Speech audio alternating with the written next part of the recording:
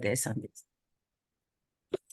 Hello, welcome to our Dream to Rise podcast. And this is Cynthia Concordia, your host. And we have a special guest here whom we met at the She Rises, what's this coffee networking thing, no? And I'm so happy that we got connected. And she was born in Colombia, South America. And her life has been an adventure marked by 49 moves, and that exposed her to diverse cultures and experiences. She emerged from these transitions with a profound understanding of the world's humanity and a unique perspective on life's challenges. She's becoming a beacon of resilience and transformation. Her life journey equipped her with invaluable wisdom gained through overcoming hardships and embracing the power of faith. Her story is a testament to the human spirit's ability to rise above adversities. She is a bilingual coach, nice, personal trainer, and Air Force veteran who not only served this country, but nurtured a deep passion for helping others unlock their potential. Her journey, punctuated by surgeries and traumas, has given her a wealth of life lessons, and which she now shares with unwavering determination. She resides in North Carolina alongside her husband of 40 years. She adopted a mission dedicated to inspiring others to live purpose-driven lives filled with flexibility and resilience. Plan, prepare, and expect to learn some valuable tips from the legacy she wants to leave behind. So please let us listen to our guest speaker, Martie Smith. Good afternoon, Martie. Nice to have you here.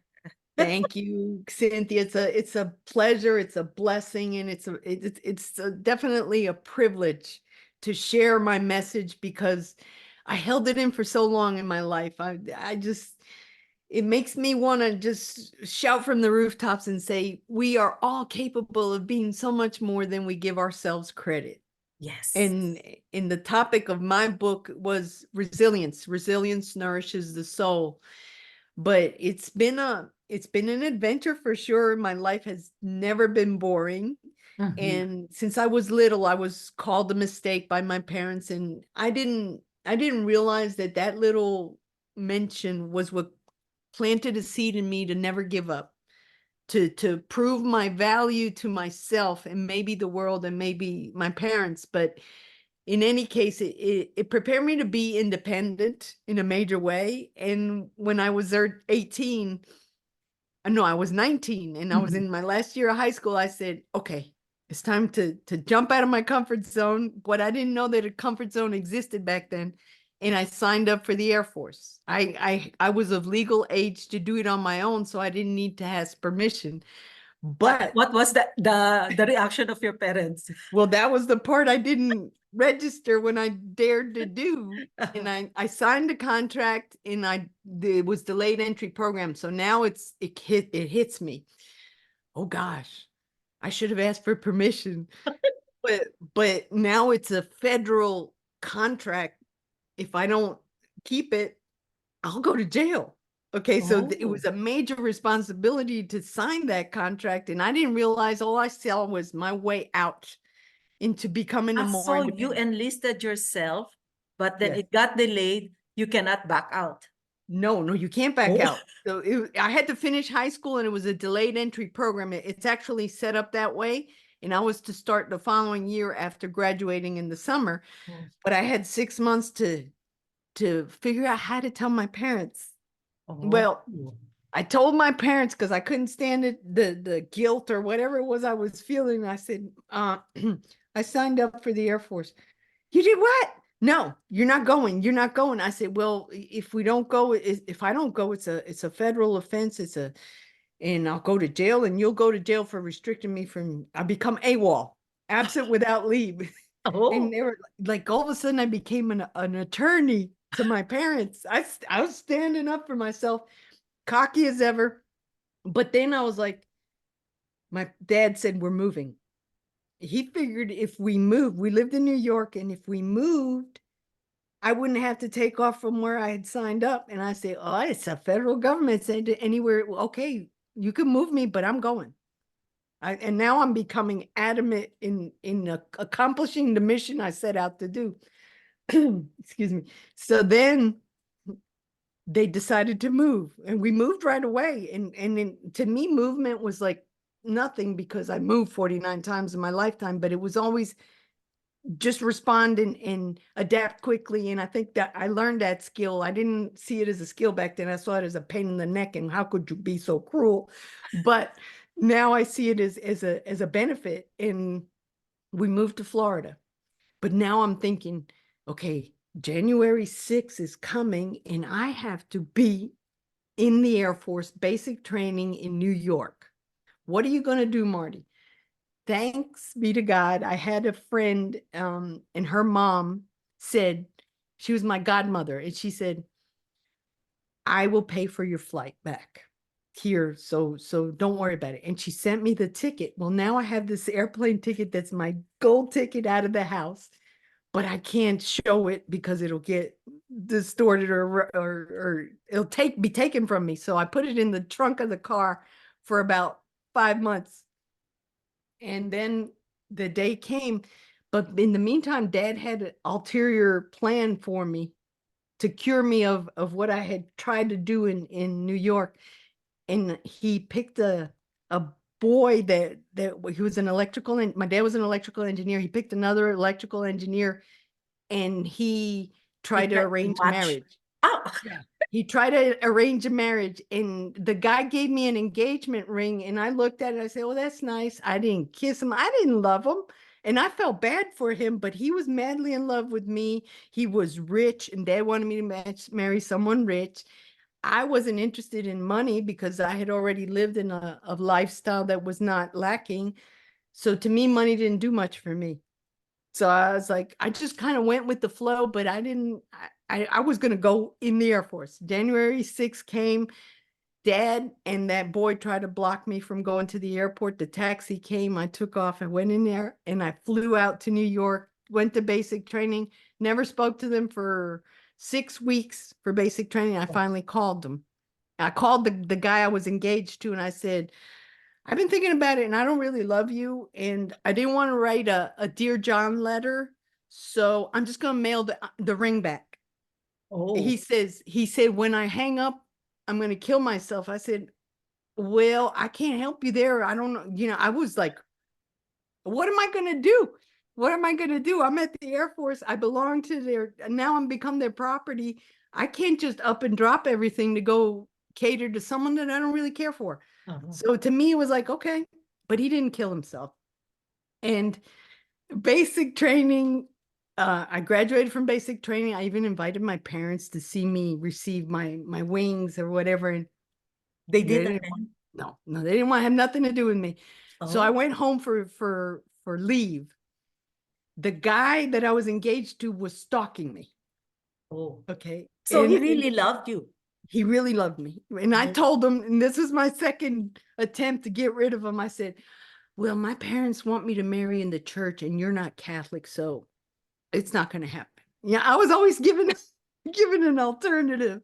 And he goes, he started dropping off Bibles at the house, and I don't know what I created there, but he was trying to become a convert. And I went back to my job, to train for my job to be in the Air Force. So I was like, I'm done. I washed my hands. It's like, I told them, I said, you need to leave me alone.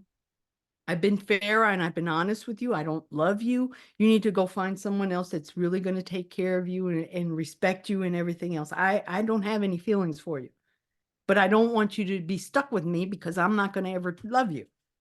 And I was like, to the T, telling them everything. Well, I joined the Air Force. I was loving it. I was a mechanic on the flight line, clean mechanic, a cabin oxygen pressurization, life support system. I got to fly a simulator. I mean, I was loving. Wow. I was loving life, and I felt like I could stand on my own 2 feet. And so I didn't. My parents were. I'd call them every now and then just because. How was your relationship with your parents during that time? No good, no good. It was Not they good? just shunned me. They were embarrassed. They told my grandmother I had become a stewardess in the Air Force, and I laughed my butt off when they said that. There's no stewardesses in the Air Force, and I found that out years after the fact. Well, unfortunately, I couldn't continue my career because one weekend I was working out on the hangar by myself and somebody spilled hydraulic fluid and the ladder kicked out from under me. I had stuck the landing, jumped out of the plane, stuck the landing, but it was high up off the ground and I messed up my back. Oh, So it took me away from the flight line. And back when I was in the Air Force, women on the flight line were rare. And I think there was only 2 or 3 of us there. And unfortunately, the base commander that had commendated me during my job said, we don't want you on the flight line. We want you in the barracks. And I said, I didn't sign up to be a babysitter of grown men and women. I started becoming an attorney. I said, I signed a 4-year contract to be an environmental control systems mechanic. You can't take this away from me. And I did get Senator DeConcini in Arizona to help me get all that resolved. They said, they're not going to admit they're wrong. They're going to retrain you. I said, and you pick whatever you want. I said, okay, aerial photography. oh, And they say, okay, go back to what you were doing. I said, back on the flight line? They said, no, back to the barracks. I said, I'm done. And I oh. got my honorable discharge. But That's for how many years? a couple of years, a Ah, couple of years. But because I had been hurt, I also couldn't do what I wanted to do. So so you it's like, got disability. what's that? What's that Disability. disability? But I didn't know it was disability. I just left the Air Force. No one told me about VA veteran program, nothing. I just like moving from one spot to the next and going with the flow. Years later, I discovered that I was entitled to benefits, that I was entitled to disability and everything, but it was like a surprise, like, oh, good. So it was worth it. But it's amazing how God was teaching me how to become resilient or find a solution. I just didn't see it back then. All right. So I ended up going back to the house because mom called me and said dad had peritonitis. And I was like, ooh, that doesn't sound good. So I flew with the little bit of money I had to Florida and I find dad by the swimming pool eating a bucket of fried chicken. And I went, no, you didn't. And it was a ruse for me to come back home. That's what they were Oh, trying so to they do. just made an excuse. I Oh, guess dad did have peritonitis and he got over it, but they used all that scenario to put it in my head to feel guilty and you might want to come see him before he dies. So I didn't. mhm. After that, I was a workaholic. I became a workaholic. I didn't want to be at home. Yes, I lived at home. I went to sleep and then I'd wake up and go to different jobs. I had 3 full-time jobs, I say, because I didn't want to be at home. And it was a very toxic environment for me. My parents didn't know who I was and I didn't know how to communicate with them. So I understood it and accepted as that's life. When you Well, mentioned about toxic environment, why, what happened with you? I they know were you mentioned a while ago that you were before a, the recording that you were a they mistake. didn't want that girl. Mm-mm, So no. you felt like you were already rejected by Yeah, I was already rejected and I felt like I need to fend for myself and find a way to prove to myself that I'm worth something and I'm going to find it. I don't know how. And that instilled that drive in me to do something, but I kept driving every which way but loose and banging myself against the wall when things wouldn't do. But what I didn't realize now that I am here in the present moment, looking back, that I had a lot of limiting beliefs that were blocking me. And they weren't allowing me to see my passion, my purpose, my mission. And when I wrote the book that has really been a catharsis to help me see things in a different light, to forgive myself for reacting and acknowledging all these things that weren't actuality. It was my imagination taking the best of me, plus the fact that I didn't know my parents. I rearranged a lot of that and resolved many of the questions I had. And why do I say that? Because my dad ended up having a heart attack and it was almost like deja vu. I was living in South Carolina. They lived in North Carolina, and I got a call, not from my mom, but from a perfect stranger saying, you might want to come see your dad before he dies. And I was like, here we go again. Here we go again. Or is this true? Is this not? But by then, a lot of things had happened to me that had calmed me down and made me think a little more clearer and be more compassionate and considerate with my parents, especially. So I said, okay, I'm doing really good in South Carolina. My husband and I had our house almost fully paid for, living on an island. No one, Wow. I had stayed 18 years put in one place. That is my home. Okay, why you want to go over to North Carolina to help your parents? You know, it's like weighing the options. And I said, because I couldn't live with the guilt. I couldn't live with the guilt. So I went. I showed up at the hospital. I didn't show up at home. And mom showed up at the hospital after I had showed up. What are you doing here? I said, your friend called me, whoever it is, that dad's dying, and I'm here to take care of what I can do. She didn't want me there, but I stayed there. I stayed there 3 months with dad. But So I also we live with them. well, I lived in the hospital. Ah, you live in the hospital? Yeah, I never went home. I never went home, Oh. even though home was right close by. I never went home. I stayed in the hospital with dad. And the reason why I did all of this is because between the time I got out of the Air Force and the time that I ended up in that hospital, I had become a radiation therapist and Oh, went to the okay. medical university in Charleston and dealing with cancer patients taught me how to live.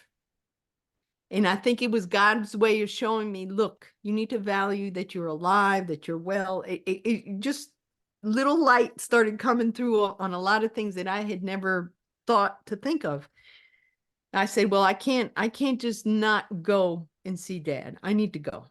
I need to go. I have my husband, I have my house, I have a comfortable living here. I just need to go resolve the family aspect of my life. So I went.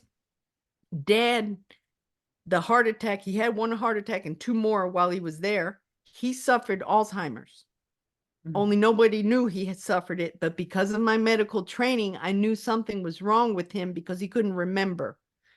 And I asked the neurologist while I was there the 3 months to give a look-see, and sure enough, he had the advanced stages of Alzheimer's. Oh my. But he wasn't able to speak. He was a little lucid to a certain degree, but for the first time in my life, I felt like I had a dad. He was always traveling all throughout his life, trying to make a living, always away from home. And we were always threatened, wait till your father comes home. But I didn't know what we were being threatened about because I was trying to be as good as possible. So for the first time, I felt my dad's love. And that to me was so rewarding that it made me heal. It made me heal a lot of things, but I still hadn't quite conquered my mom's side of the thing, the aspect. I went back to South Carolina because dad got out of the hospital. And I said, well, at least I got dad on my side, you know. And mom calls me within that month that I came back and she says, I have cancer, Oh. breast cancer. Oh. And we're going to lose the house because your father has made terrible decisions. And I'm like, what do you want me to do? And both my brothers were living in the same place in North Carolina. They weren't living at home, but they were around where they could have pitched in to help, but they were like, and so The I asked my brothers, your husband, brothers? yes, I asked my husband, I said, well, what should we do? Or what do I need to do? He says, well, what do you want to do? I said, I don't want him to lose the house and be homeless. Yeah. I mean, they may not have taken care of me or nurtured me like I wanted my parents to take care of me, but I couldn't do that to anybody. So at least let's help him rescue the house. So we did. And we ended up moving. We Ah. ended up moving into the house. But it was hell. It was pure T hell. Why? Because I felt like I was in college. We had to get a little baby refrigerator to put upstairs. Our sinks in the bathroom, double vanity, was our kitchen. Outside was the oven and the grill. We didn't have and yet we were paying for the mortgage. Oh. So my husband's looking at me like, I didn't sign up for this. And I was like, oh, Lord, help me. I am not, I am not able to figure this out. You got this. I don't. Well, mom survived her cancer.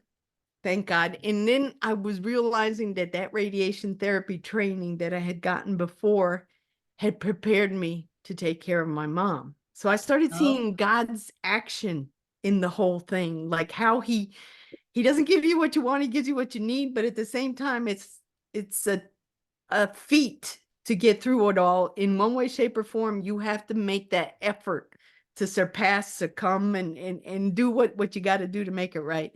So all that happened, and I did get to see my mom finally the year before she passed, to finally see it like an acceptance. My dad passed away before mom, 3 years before mom did, and I promised on his deathbed that she would not suffer what he did. And because of mom's dementia, she had taken away the ability for me to have total power over the medical decisions, finances, and everything, because that's what we came to do, to help him back out.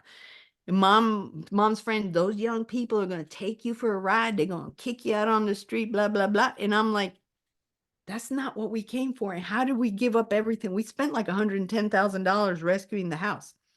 And she finally realized that she was wrong, but she had already ripped up the papers, and dad got taken by the state. Became a ward of the state, meaning he was put in group homes and nursing homes that were way out past us being able to go see him. And I always managed to go see him because I knew they weren't taking care of him. And it was the very thing that I was trying to avoid, the abuse, why I signed that piece of paper to be the power of attorney over both of them. But mom tore it up and I didn't know. And I just kept asking God, please, please, please don't let this happen to mom. I can't handle dad's situation, but let me at least get mom. Sure enough, the attorneys and the law and everything worked in my favor. I finally got to take care of mom. And I promised my dad that she would not suffer anything he did. And she ended up dying at home. And who was there for her? My husband and I. So So that, the two brothers, they were not able to assist you. no, no. And it's just, they just kind of stepped aside, like, and then they show up for the funeral. And this really made me mad. My dad's funeral, they showed up to claim their inheritance. Oh, And what? I'm like, mom's still alive. And no, you don't get nothing. You inherit debt. And I'd be glad to share the debt that I've inherited. But so it was like, that's what happened. But at the same time, I felt a sense of peace because I did step way out of my comfort Yes. zone. Uh-huh. And it was God's way of showing me how to heal all that pain, all that trauma, all that drama that I didn't know how to resolve. And I say, I don't wish this on anyone, but when you don't resolve things along your way, they'll come back and haunt you if you don't. And that's the thing that I realized. So I decided, pandemic hits, I decided, okay, Martie, focus on you. Sort of. Kind of like, because to me it was selfish to focus on myself, but at the same time, focus on you. You've already dealt with your parents, now deal with you. I decided to take a whole bunch of courses of empowering. I learned what limiting beliefs was. I didn't know what they even existed. I didn't know what introspection was. I don't want to take a look at me. I'm a mess, that kind of thing. My reasoning for everything that was appearing was like, but I went for it. I went for it and I learned.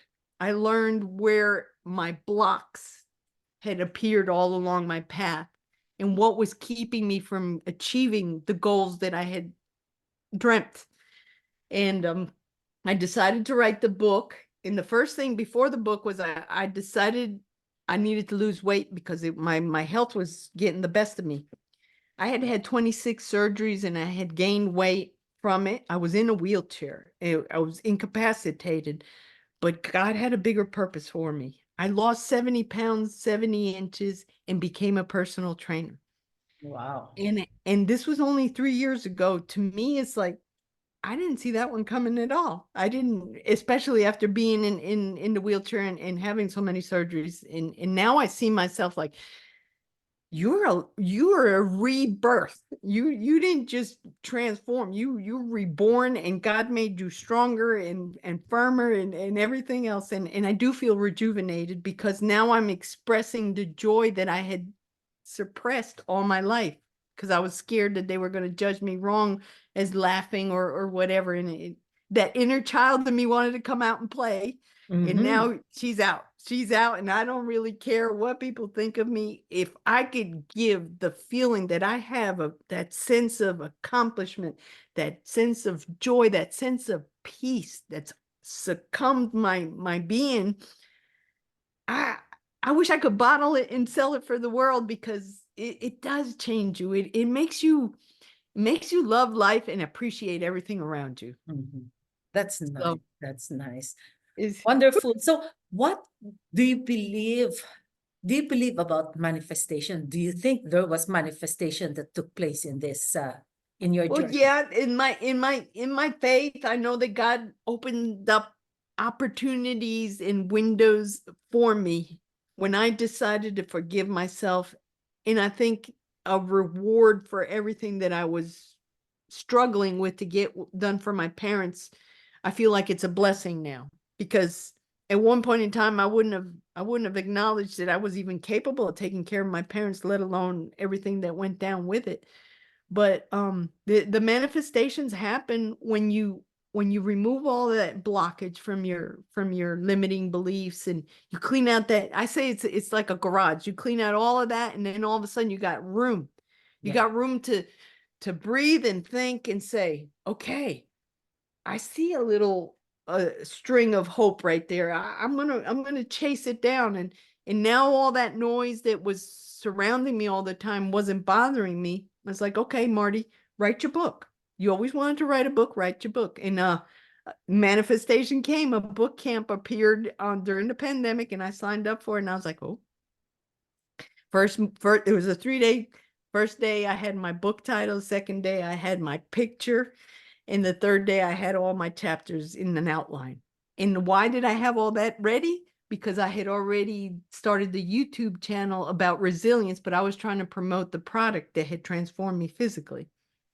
I didn't realize that God would set me up for a bigger purpose. And I saw that all the things I was talking about in the YouTube channel were coming to life in the book. And I was like, and then ooh, so that's what happened. And now I see all this repetitive patterns that blocked me from accomplishing. And what I want to teach the world is that there is hope, no matter what you've been through. And no, I'm not comparing myself to anyone else. And I know that there's people worse off than I was when I was going through, but I was with a psychiatrist. I was suicidal, and I wanted to end my torture. But at the same time, I knew that there was something else out there that I hadn't accomplished. And I think all that bouncing back that I had learned unobtrusively, some way, shape, or form, God was showing me, hey, there's a reason why you went through all you did. Now you're here. Nice. So when you mentioned about hope, was that the main the lesson, one of the lessons learned you've gone through throughout your journey? Yeah, hope is definitely, it's key. It's key. If you give up hope, you don't have faith. You don't have faith. You don't dream. You don't have a purpose. You have nothing. And that's what there has to be something that drives you to wake up the next day. You Yeah. have to be grateful to be alive, and you have to see that you are gifted, that you are a miracle made by God, and that we all have something to offer.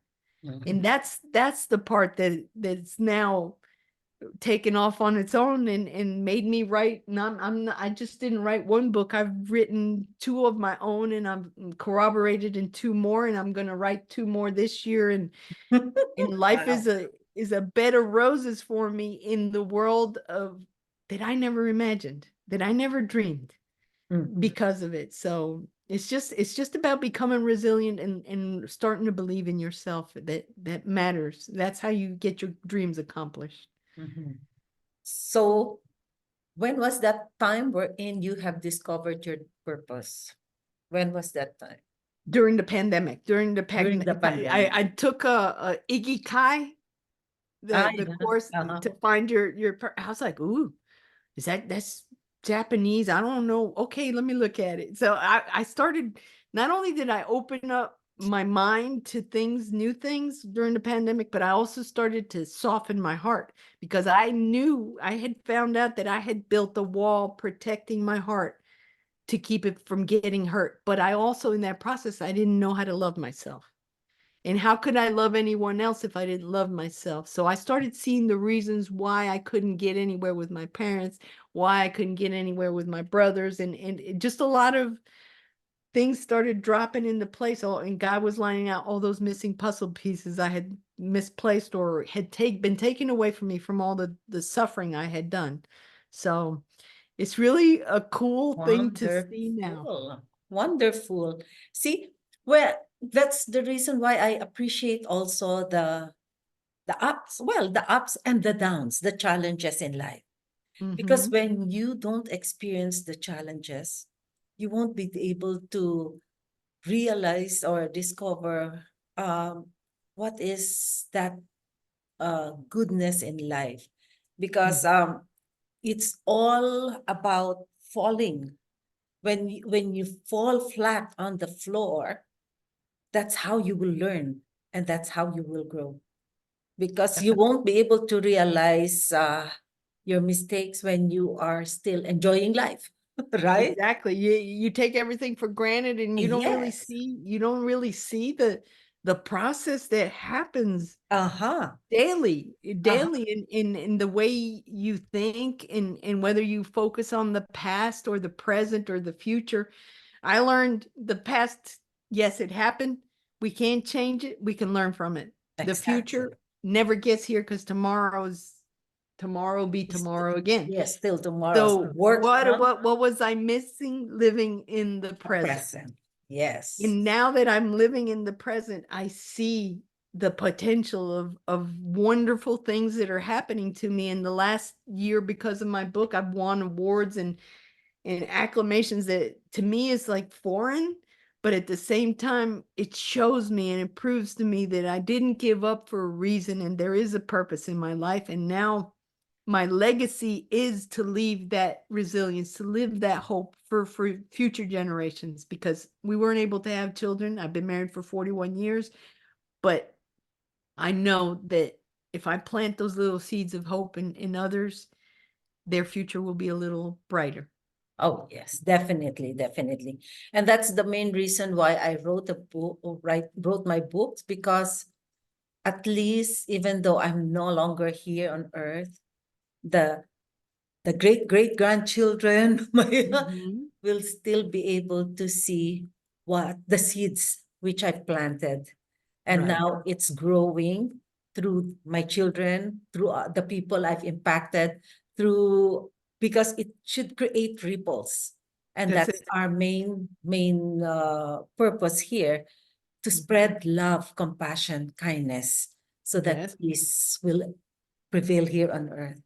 And that's the thing that even though the world is crazy right now, I also Yes. see that surrounding myself with the goodness that I overlooked in all my decades, because I'm 64 and a half. It's like, Marty, you got a lot to be blessed for. Even if your day was to end today and your life completely gone, you've been blessed. You've been Yes. blessed. Yeah. Yes. So don't dwell on what you coulda, shoulda, woulda. Focus on what you can do to make it better the next day. And every morning I wake up and I'm grateful to God that I'm alive. But I also say, make me a better version than I was yesterday and make me see where I went wrong so I could be better, even better tomorrow, and share it with the world. I don't want to go at it alone and reach the top by myself. I want to bring others with me, that together we have more power, more potential, more love, more gifts, more talents, more treasures to share with the world. And that's what we need to realize, that we don't do it alone. Exactly. We Yes. have to do it together as a community, as a nation, as a country, as a world. Yes. Yes. So what are your goals now for the next 12 months? Whew. Okay, I got 2 books in the oven. Okay. Um, I'm gonna be out in the I guess a TV show is coming with that for 3 months, I believe. A couple of other things that I'm still wrapping my head Is this around the because Phoenix yes, TV? Phoenix Okay. TV. And I'm going to Vegas to, I guess, improve my brand and learn a little bit more about content, which I've been going at it blindly the whole time I've been there, but God has gifted me with a big audience. So I'm grateful for that as well. And the fact that I'm bilingual makes it even better because I can promote it both in Spanish and English. So Yes. this is where I know that God was preparing me. And I used to complain, well, I don't know my native tongue because we moved so many times. And most of the time that I've added has been on the state side. It's like, okay, you were gifted with 2 languages. What are you doing with the one you were born with? I don't know. Okay. I'm answering my own question. And I said, okay, Marty, you got to write your book in Spanish. And that's what I did last year. So That's good. and I feel good about that, but still very trepidatious because Castilian Spanish is not my saving grace. Why? Because I lived in Venezuela, and a word in Spanish in Venezuela can be a fruit, but in Colombia it could be a completely something bad or offensive or obscene. So English was always my safe bet. And it's funny, it's humorous, and I learned to laugh a lot of it, but at the same time I know I'm a clown, but I don't care. I don't care because it exudes joy in me, and it explains a lot of the craziness that I lived in. And And that's being authentic. That's being honest and open to others that I mean, accept me as what I am because this what is you see is me. what you get. What That's you it. see is what you get. And that's great. So you a lot of things on your plate now. So what Mhm. do you think would be the major roadblock uh, in That achieving I your goal? used to say that money was the roadblock, but it's not. It's not. It's finding those resources, finding those people that can show you how to transport yourself to the next goal. And because of that, like you say, manifestations came, and She Rises Studios offered a scholarship for something that I could have paid a whole lot more money. But I also see the value in learning to be in a community of the same type of persons that want to make the world better, that want to offer their story as a source of testimony that, hey, we can make it no matter how bad we think we have it.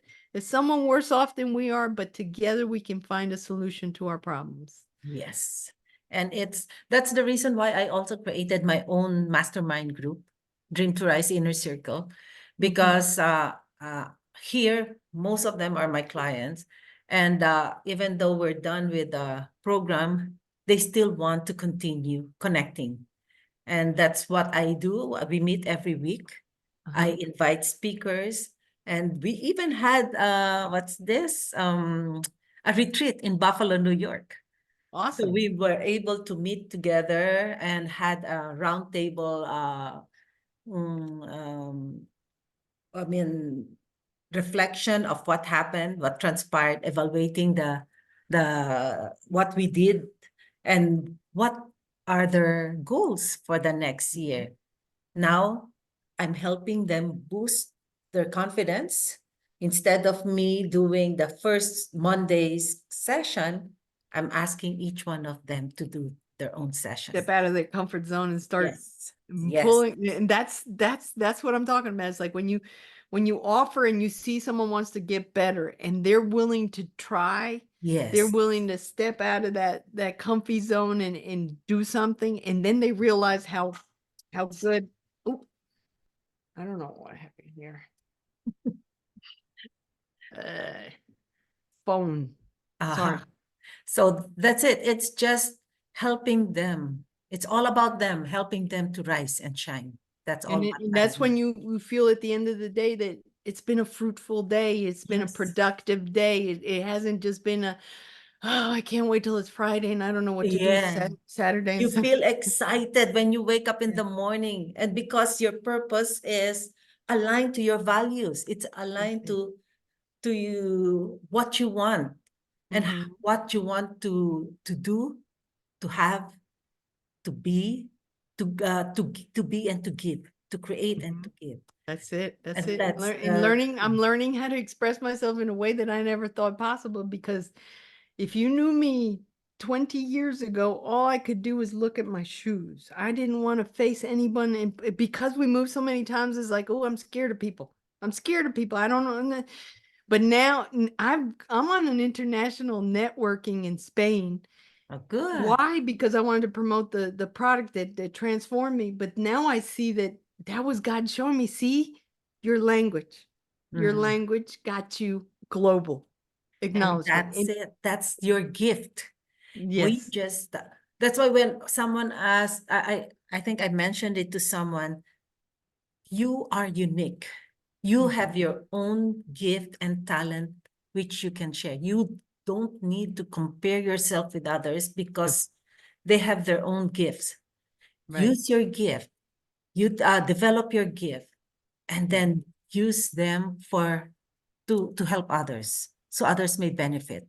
And that's something that I will acknowledge right here, right now, because I was always told I was gifted, Mhm, but I didn't believe it. I didn't mhm. believe it until I started being surrounded by the people that showed me my gifts. And who believed in you. Oh, exactly. Uh-huh. And I was like, no, I can't do that. You crazy. I would insult them till the very bitter end. And then when I would do it, it's like, oh wow. And then it would say, I told you so. But surround yourself. If you think I don't have any dreams, or I'm no good at anything, or I have no purpose, I don't believe in myself, that's for the gifted. No, no. Stop with Yes. that auto sabotage, because that's what it is. And take a look at yourself. What drives you? What makes you thrive? What do you like? What do you love?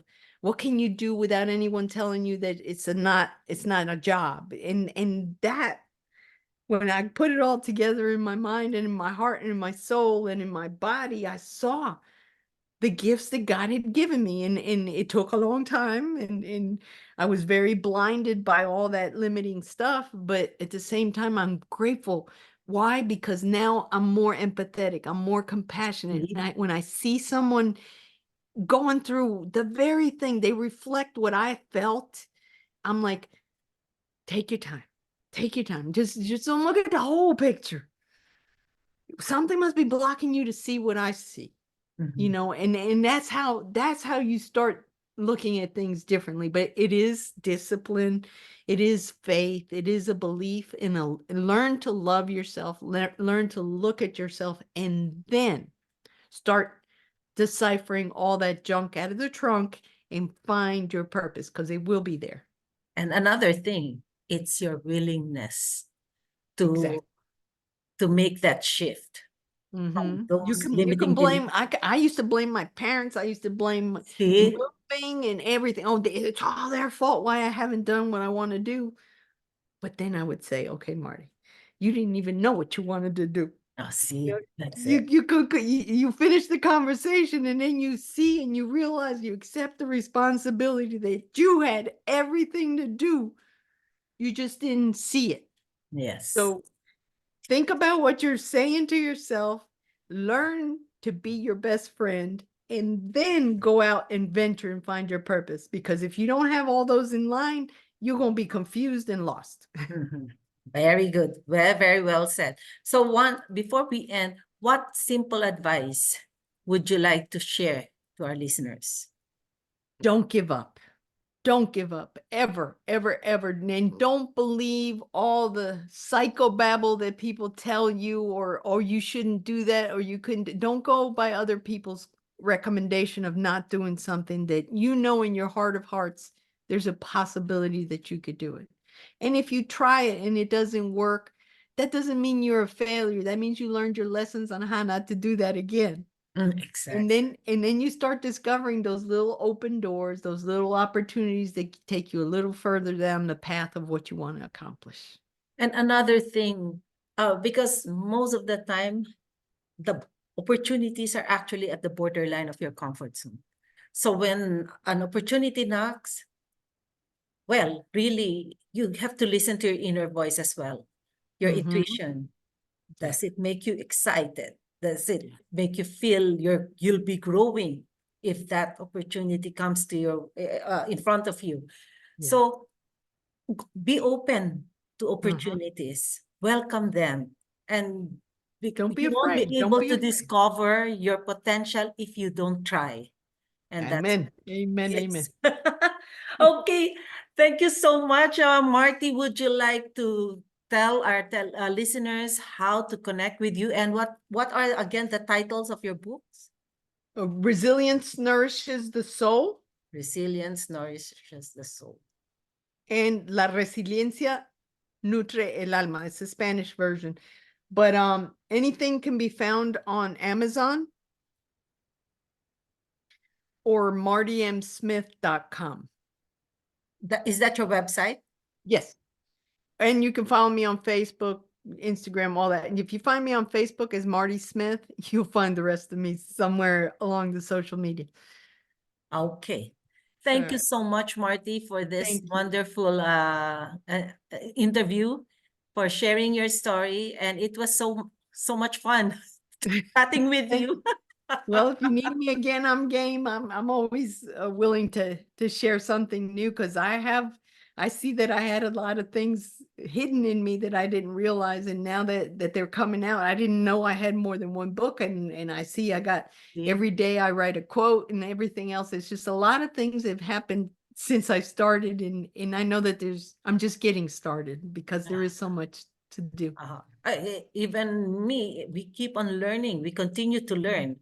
The Right. only time that we stop learning is when we're buried and we're under the ground, I 6 think feet even then we underground. learned something, but we'll figure that out when it's time. But thank you Okay. for having me. Thank you. God bless everyone, and I hope someone that listens find a little ounce of value in this because it is important to hear.